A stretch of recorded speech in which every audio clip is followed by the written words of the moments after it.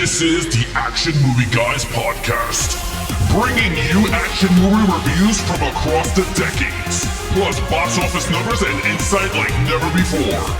And now, your hosts of the Action Movie Guys podcast, Alex and Nate.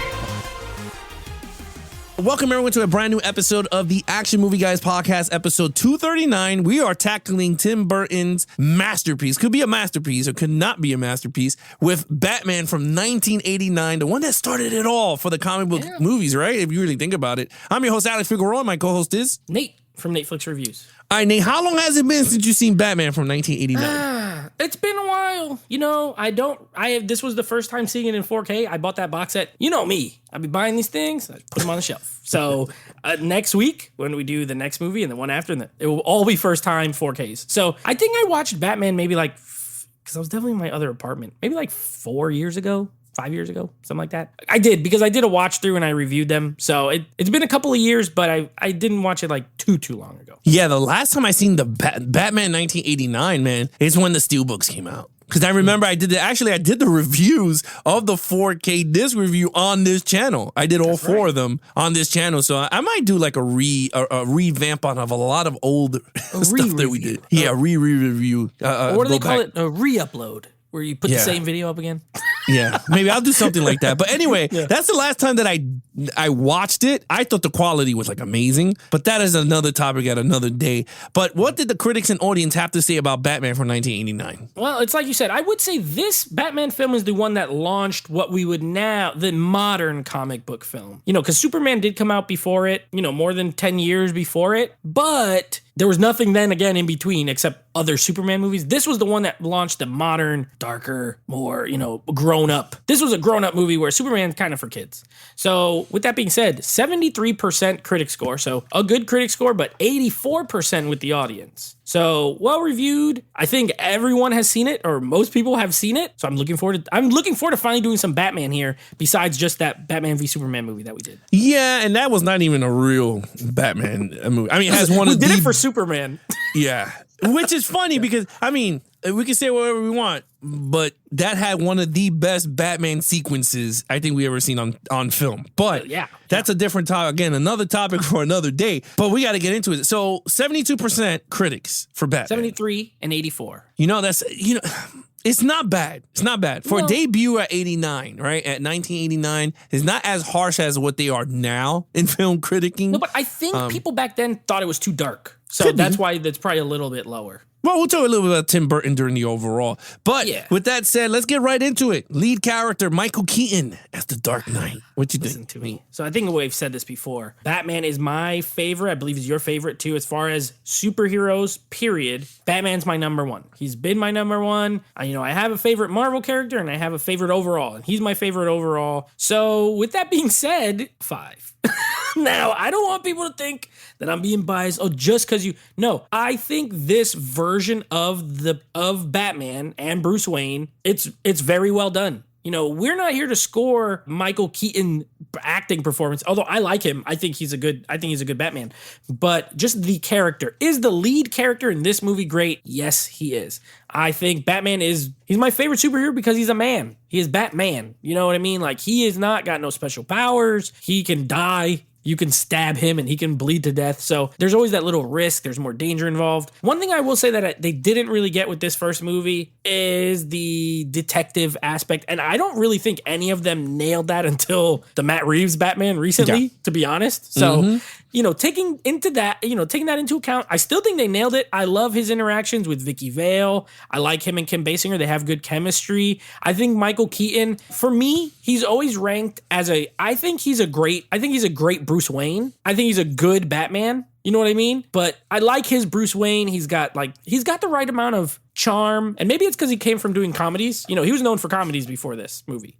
So he's got the right amount of charm. I don't think he's like the, playboy. He doesn't have that playboy aspect to him, but he's still charming, well written. And you know what I love about this movie? Before I let you go, this is a first movie, but it's not an origin story. When the movie starts, Batman already exists. Tim Burton said, I think you know the backstory. You know what I mean?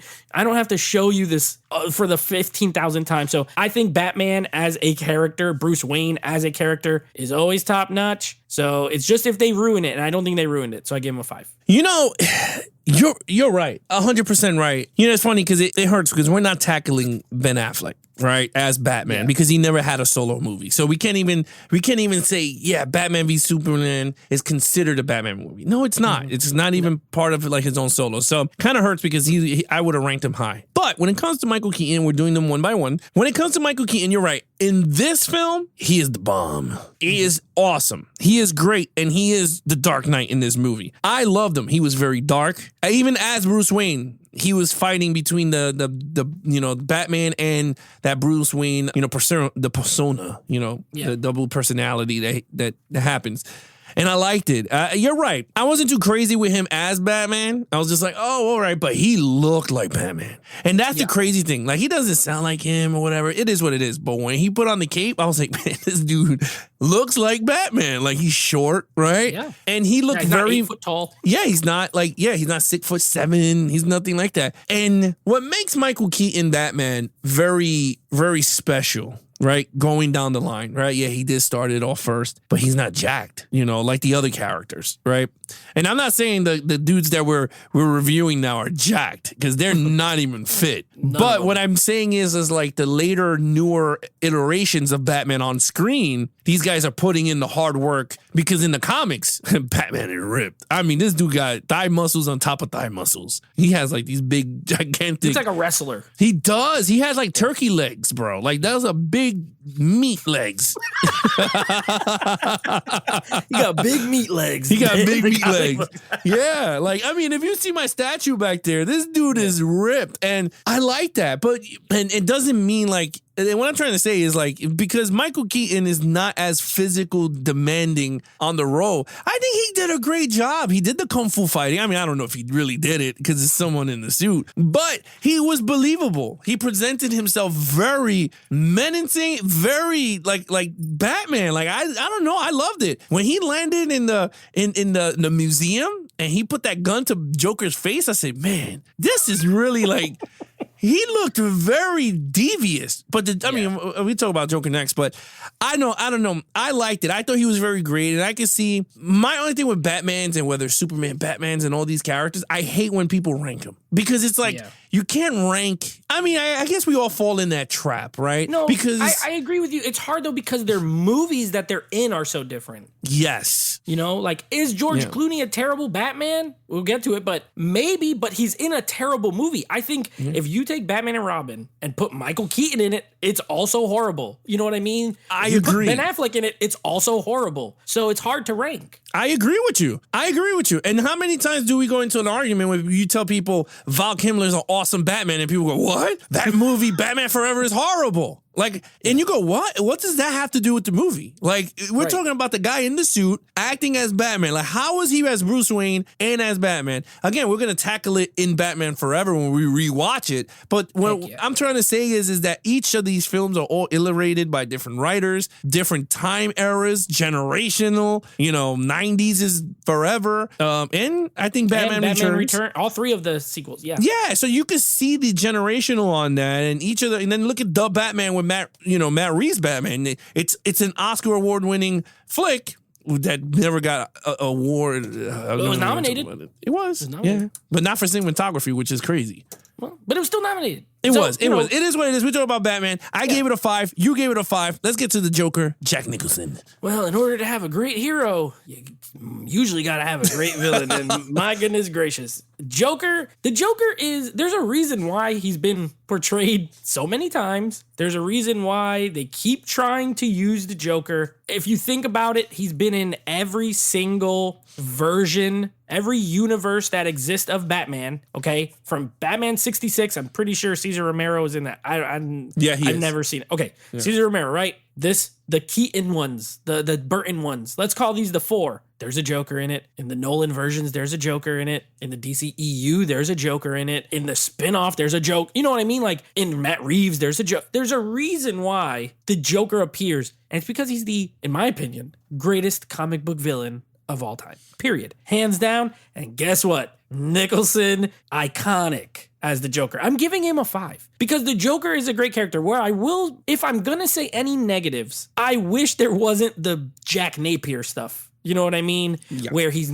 pre-Joker. I wish, similar to Batman, he just was the Joker at the start of the movie and then everything else happens similar. You know what I mean? But of course, he's Jack Nicholson. And you got to remember the time, like, this guy was like one of the biggest actors in Hollywood. He's like, I ain't wearing that white paint the whole movie. You got to show my beautiful face sometimes. So I get it. Looking back on it, I get it. That's my only gripe is that he's like a gangster that turns into the Joker. Once he is the Joker, though, well, first of all, even as the gangster, I love Jack Nicholson in the movie. He's great. One of my favorite parts is early when he's they first show him and the girl comes up to him and is like, you look great. And he's like, nobody asked you. I didn't ask her.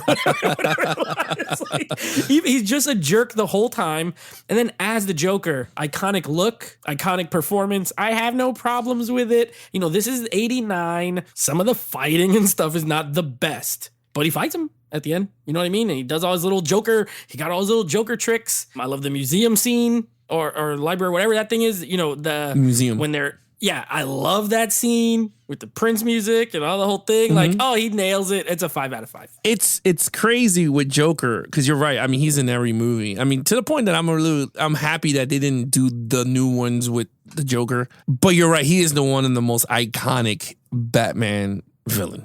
I mean, it is. But it depends on, right, like, okay, so you get the Joker. Now it's like what type of Joker you want to put because there's so different variations of Joker, right? You got the psychopath, which now we're in a generation that people really want to see more of that, where I prefer the clowning psychopath. Like he's laughing and doing stupid jokes. Like this one I love. Everyone's like, I don't get it. Everyone loves the Heath Ledger one. And I'm like, yeah, Heath Ledger did a great variation of Joker. But if you tell me, I prefer the Cesar Romero laughing Joker and I prefer the Jack Nicholson because to me, that's Joker. And if you look at the animated series, the one that everyone loves, right? Mark Hamill's voice as the Joker, he's clowning most of the time. Yeah. You know? He's not scary. He's not. In that version. And he's not supposed to be scary. He's just a psychopath, right? Jack Nicholson is spot on what I like want on screen with these like legendary like new movies like that. I love when he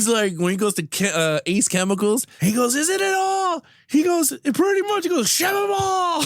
We're running in a brand new door," right? And then all of a sudden you got the commercial, which it is such a genius. It reminded me of the animated series, the commercial, right? It's like he's been using Brand X, right? That animated series just feels based off of Jack Nicholson, even the music, everything. You know, like this series of movies. So and I freaking and I love it. Like the and it's a stupid segment, right? You're thinking about it, going, that's dumb, but it comes in a time in the movie where it throws you off, right? Like all this stuff is happening, and you're like, what the hell? Joker comes out, and all of a sudden, you know, you see the big thing, and he's dancing with the cart. Yeah, he's like, get your Joker products. He's just smiling. When they show him and he's just smiling, his eyes look like whatever. Like it's so funny. Yeah, that's funny. Was it the females? He was like, those ruby lips and those luscious hair that would make the caretaker or something. And I was just like, this is so dumb. But Tim Burton, because it reminded me of that Beetlejuice scene, right? When he does the TV that I always love mimicking. But that's what it reminded me of. But it's pure genius.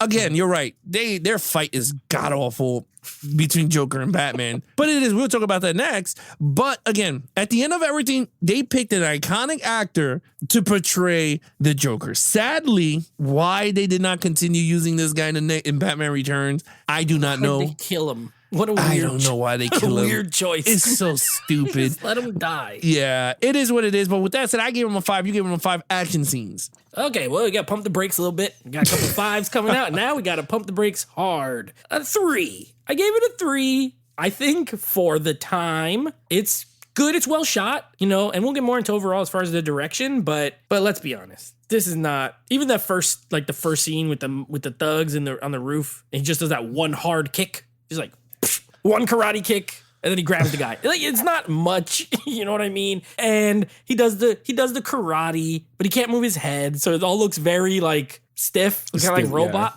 It looks like a robot. But that's not, these are the reasons why, but I'm not faulting it. I don't care, but we have to score the action appropriately. I can't give this higher than a 3 because there's nothing in it that is like so exceptional. It's just solid for a comic book movie. The movie's focus is in a lot of other areas, which is fine with me. And the action, there's not a lot. There's not a lot of action, and the action that's there is not great. Their fight, like you said, god awful. It's not good. This is not what you want when you're like, okay, we got the Joker and the Batman, and it's one-on-one. Like they're up here. It's not what you want per se. And you know what? I get it. Like the Joker is never someone in my mind. I'm like, yeah, he's also like a martial art master. But even still, it's just not the best. But it's a 3 for me. Like I think it's cool. I don't have any issues with it, but it's just not. Tim Burton is not who I think of when I'm like action movies. Tim Burton. You know what I mean? So it's fine. It's there. 3. I agree. I gave it a 3. It's good. I was gonna give it a 2 for decent, but I remember other scenes too, and I gave it a 3. That's a plane. It does. Cool. Oh, dude, the bat plane is so That's awesome. 3 points just for the bat plane. The scene that I gave it a 3, a hard 3, was the Ace Chemicals bat car. When he goes in it and everything is like floating everywhere. It's like boom, boom, and it's like and I was like, yeah, the music is kicking in, which I still don't understand to this day. Why don't they just continue using the damn score? Because it literally puts you into the movie when it starts to play. Like when that shit started shooting, it was like and it was like, and it bursts through, and then it's like and he's killing people, and I'm like, oh my god, he dropped bombs, and I liked it. I thought it worked very well. I thought that scene was awesome. The fight at the end sucked. I'm gonna be honest. That fight stink. He's like, would you ever hit a man with glasses? And he punched him right in the face. It was funny. I thought it was funny, yeah. At least it was funny. No, that was funny. And then when he said, oh, and then you saw the chattering teeth on the floor. Yeah. I thought that was funny. Again, horrible scene. The scene between him and the kung fu guy that threw him and throws him. It is what it is. It's just okay. Like, it's okay. I don't hate it. It is for a first time superhero movie. It had good to decent fighting. 2.5, but we'll round it up. Yeah, pretty much. It had a decent amount of fighting, but we gave it a good because it actually looked pretty good at the end. Okay, so we both gave it a 3. Storyline. All right, so storyline for me in this movie, it's a 4. I do think there are better Batman stories that exist in the films. They didn't really draw, to my knowledge, like very specifically from any comic book stories. I think they just made a Batman movie. You know what I mean? Because as you could probably tell me more because you're more into comics. I don't know if this Joker origin is in any of the comics. Is that like exactly? So I think they just made stuff up, but with the characters from the comic books. You know what I mean? But I respect for leaving out the origin. I think he was very clever. Tim Burton was being kind of cheeky at the beginning. You think that that's little Bruce Wayne with his parents, and you think, and then you see the shadow on the roof. And you're like, well, that ain't him. Who's that guy who's that weird looking shadow walking across the thing? The CGI Batman. The weird cartoon shadow that goes on the floor. It's Kevin Conroy. Yeah, so I love that part. I love it. As a fan, I think people got a kick out of it. But if you don't know anything about Batman, it will go right over your head. But I thought that was pretty cute. But I'm glad that they just jump right in. I love movies that jump right in. Like, I don't know. One we can use is when we did the Spider-Man movies. Homecoming. How Homecoming just starts. Like, he is it. This is similar in that way. Like, he's Batman. And now you're just going to have the story. I think it's good. I like I like all the characters. Kim Basinger's great. I hate that guy, though, the reporter guy. The Robert Knoll plays him. Get him out of here. Like, I don't really care for him. But I love Keaton. I love Joker. Anything with the Joker. Like, the storyline's really good, but it's not like a ultimate banger Batman story. So I gave it a 4. All right, so when it comes to storyline, I gave it a 3. I wasn't too sold on the storyline. I thought it was a good, solid beginning to Batman. I agree with you. The beginning was genius. I was like, this is so surprising. We all know about them getting shot up. And they played it anyway because he had to remember the flashbacks, right? When she showed the Napier killed his parents. And then he looked at it like, oh.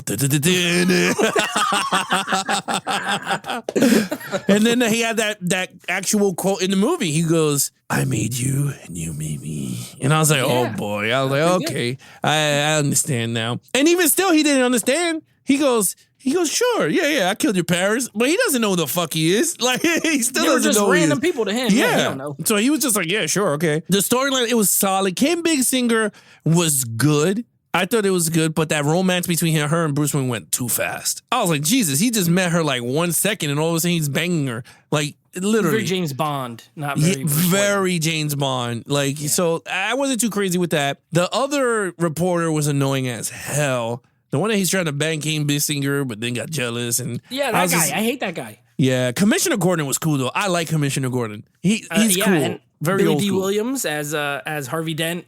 He was okay. But I wish he got more to do later. Yeah, I think I wish he did too. My boy is the fat dude. He was like, "Don't talk to me like that, Jack."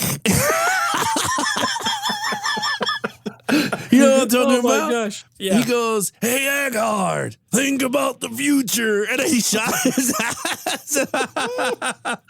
Yes. Oh man, shoot to kill, boys. Yeah, he was actually pretty cool as commissioner's like right hand man, the douche. And he was in the animated series, right? The one that was trying to get Batman, trying to make him look bad. He always had the toothpick in the mouth with the hat. Oh, yeah. Oh, there's something that animated series is so like they used probably every character that ever was. Yeah, it's been a while since I watched it, but I love it. But yeah, look, all in all, it's a solid story. You got the Prince music, which I'll talk about that overall. But look, other than that, it was a great storyline? No, but I thought it was a good, solid start for a Batman franchise. I thought it was really good. Some stuff I would have wrote out, like I agree with you. I would have wrote out the whole Jack Napier is the one that killed his parents. I would have even wrote out the love story between Vicky Vale and Batman. Like, you didn't need that, to be really honest with you. But anyway, that's what I would do. 3 to 3. I mean, sorry, you gave it a 4. 4 for great. I gave it a 3 for good. Overall, 4. I think this is not my favorite Batman movie. It's not even my favorite of this set of 4 that we're going to be doing now. Spoiler alert. But I enjoy it. I like it. The funny thing is, this is not the first Batman movie I saw. A different one was. So a different one was the first one I ever saw, and then even a different one than that was the first one I ever saw in the theater. So I don't have the super nostalgia tie to this Batman that some other people do, but I do like it. I've mostly seen it as an adult, not when I was growing up as a kid. So I enjoy it. I think it's really well made. Now, 2 things. One, the Danny Elfman score is amazing. It's the best. It's so good. He scored, I think, just the first 2 movies.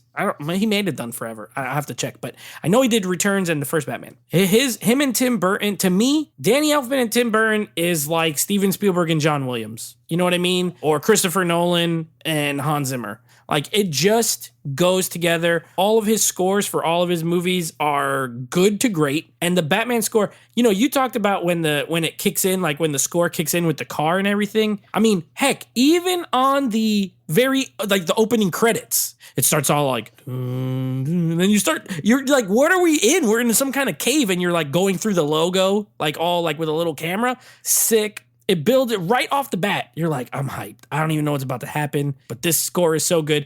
And Tim Burton, I'll end with this. Just the first 2. Okay, so yeah, Danny Elfman did the first 2. I figured that. A weird choice to me, Tim Burton, to direct a Batman movie. Now, before this, he had like Pee Wee Herman movie.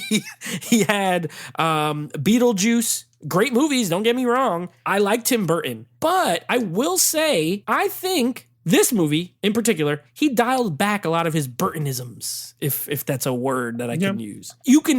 It's brooding and dark enough where you could tell he made it, but it's not as eccentric as a lot of his other movies are. You know what I mean? So I do think he dialed it back. I think he did a good job. I can't imagine who else I would pick in 1989 to make a Batman movie, but I think he infused enough of his style without going overboard. So I liked it. I think it's a good, fun movie. I gave it a 4. I agree with you. I gave it a solid 4 to it. It's a great film.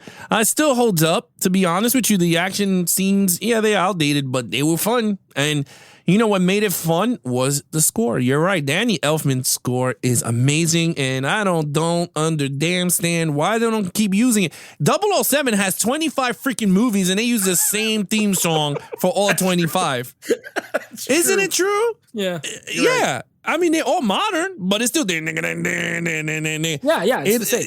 Yeah, it's the same shit. I don't understand why they can't do it with Batman and Superman. Like, use the same iconic scores. Like, but they don't want it. Everyone has to have these new themes. Star Wars got the same music. John Williams did the score for all them Star Wars movies. Jaws. Yeah, Dum-dum. why? I agree with you. What the heck? Like, John Williams' Superman score and Danny Elfman's Batman score are both perfect. Yeah. Perfect. I don't know. I can't. I don't understand it. It is what it is. Prince. Let's talk about a little bit of Prince. Ooh, yeah. Prince did a great job with the soundtrack. And, you know, it's crazy. I never thought about it, but when the parents were coming out of the theater in the beginning, I think they were playing the song that was in the museum. Like in the little radio, you heard it like mad low when they were running around. You were hearing that song. So I thought that was a pretty, if it was, I don't remember, but I thought that was pretty cool. But yeah, I thought Prince did an excellent job. I loved it. The music score, the overall score is just, Danny Elfman was a masterpiece on that one. But yeah, I gave it a 4. All right, what's your total points? 21 out of a 25. A really solid, no, better than solid, a really great movie. The action is the only thing that kind of, for what we talk about here, brings it down a little bit, but everything else I love. A great jumping off point to this franchise. Yeah, 21. Yeah, I gave it a 20. Solid 20. This movie still holds up. I thought it was great, and the scores and everything. So everything, the moon's aligned with this Batman. The one thing I liked was when the bat plane was crashing, you saw the model. When it was crashed, you saw the model. Like, you could tell that they put the camera mad, like, closed in. Yeah. And I thought it was cool. I love when Superman did the same thing. And I thought it was pretty cool. Practical effects of the time. Yeah. It's charming. It's charming. You saw that in Superman when the Hoover Dam broke and it started to break through. You saw the little freaking light stands. And I was like, what? Okay, cool. I thought it was cool. Yeah, anyway, I gave it a 20. You gave it a 21. All right, Nate, what's coming up next? Okay, next episode, we're going to be moving right along on our, we'll call it Poorly Reviewed Action Movie Month. With a little movie, it was the first time watch for you. I thought I had seen this movie, but maybe it was the first time watch for me too. It's a movie called Bangkok Dangerous, starring Nicolas Cage. So we're going to be doing that. And then next week, we move on to the one that was the first Batman movie I've ever seen, Batman Returns. Michelle Pfeiffer, hello. Little Dane DeVito, hello. And a little bit of Christopher Walken. So we'll be doing some Bangkok Dangerous. And then next week, Batman Returns. All right, so there you have it, guys. If you want to follow us on our social media accounts, please follow Nate over on Instagram at Netflix Reviews. Check out the podcast with him and his friends called Netflix Movie Reviews. Anything Action Movie Guys, head over to Instagram at Action Movie Guys Podcast or youtube.com/Geeks and Flicks for the video version of the podcast. Other than that, I'm your host, Alex Figueroa, and he is Nate from Netflix Reviews. Be awesome to each other and geek out.